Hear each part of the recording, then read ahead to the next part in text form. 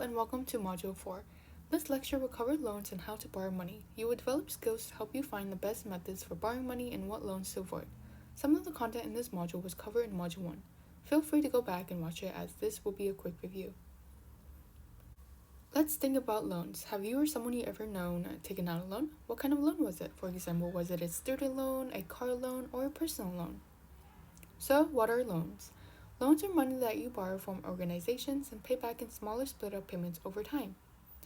There are many types of loans. Let's break them down. First, we have personal loans that can be used for almost anything, making them very flexible. They are usually borrowed from the bank. Next, we have mortgage loans. These loans are used to buy property, which can include houses or larger buildings. It's important to remember that debt is tied to the property. So, if you can't make your loan payments, the lender has the right to take the house or property away. Auto loans are used to buy motorized vehicles such as cars or motorcycles. This process is often called financing at the dealership. Student loans are borrowed money to pay for higher education. There are two main types: subsidized loans, where interest doesn't start until 6 months after you graduate, and unsubsidized loans, where interest begins the moment you borrow the money. There are also relief programs to help borrowers manage and repay their debt, including loan forgiveness and loan discharge. Payday loans are mainly used for short-term borrowing and often have very high compounded interest rates. Overall, there are more negatives than positives to this type of loan. Now let's talk about interest rates, which are part of every loan that you may borrow. Interest rates can vary depending on the economy, your credit score, and the type of loan. With higher interest rates, you end up paying more money over time, but your monthly payments are lower. This can help if your budget is tight. On the other hand, lower interest rates mean that you pay less overall, but your monthly payments are higher. People usually choose this option if they want to pay off their loan faster and can afford the bigger payments. Let's go through an example. You want to buy a $100,000 house and have two financing options. One requires a $20,000 down payment with a 5% interest rate, and the other one requires a $10,000 down payment with a 3% interest rate. For this example, we'll assume a 30-year loan with a fixed interest rate. Now let's work through the first option. The loan amount will be borrowed is $80,000 as we are putting $20,000 down. We'll use the mortgage formula to calculate the monthly payment, total paid over time, and how much interest you will be paying in total. The formula follows on the screen. M is the monthly payment, P is the loan amount, R is the monthly interest rate divided by how many months in a year. So we're going to take that 5% divided by 12 months and we get 0.0042. N is the number of payments, which is 30 years multiplied by 12 months. That comes to 360 monthly payments. We'll place the appropriate values into each part of the equation. The loan amount is $80,000, which is P. The monthly interest rate is 0.0042, which is the R. Then we have the number of payments of 360 months. So the monthly payment comes out to be around $429.46. Now we're going to calculate the total paid over 30 years. So we're going to use that number and multiply it by 360 months to get $154,605.60. As for interest, you would take this value and subtract $80,000 to get $74,605.60 for interest paid in total. Now for the second option, the loan amount that we borrow is $90,000. We'll use the same equation but with different values, P being $90,000 and R being 0.0025.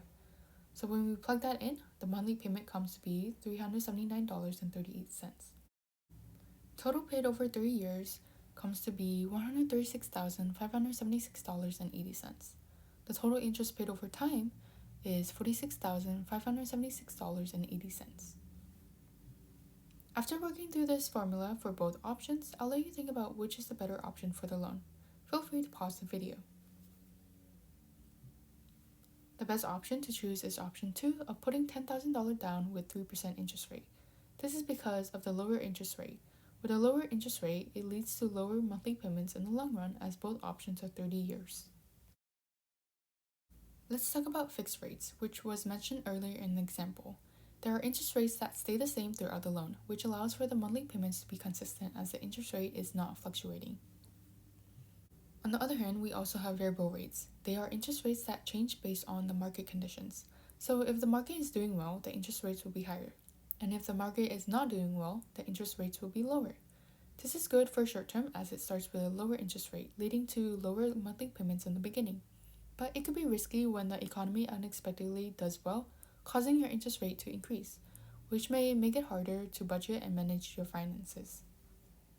Let's talk about the term principal. First thing to note is that when you take out a loan, it is split into principal and an interest. Principal is the initial amount that you're borrowing without any fees, interest rates, or APR included. Interest rates are the cost of borrowing a loan. When you are making monthly payments on your loan, it is going towards both the principal and the interest amount. The general rule is that at the beginning of the loan, you contribute higher towards the interest and a small amount goes towards the principal. However, over time, as you continue to make payments, eventually the larger portion is going towards the principal amount and the smaller portion is going towards the interest. You can also make additional payments towards your principal if your budget allows. This helps pay off the loan faster and reduces the total interest you'll be paying over the life of the loan. What are early payments? They are additional payments that can be made ahead of your regularly scheduled monthly payments or paying off the loan early in full. Some of the benefits of early payments include saving on interest by paying off early, being financially free, and faster payments reduces overall costs as they are going towards the principal amount.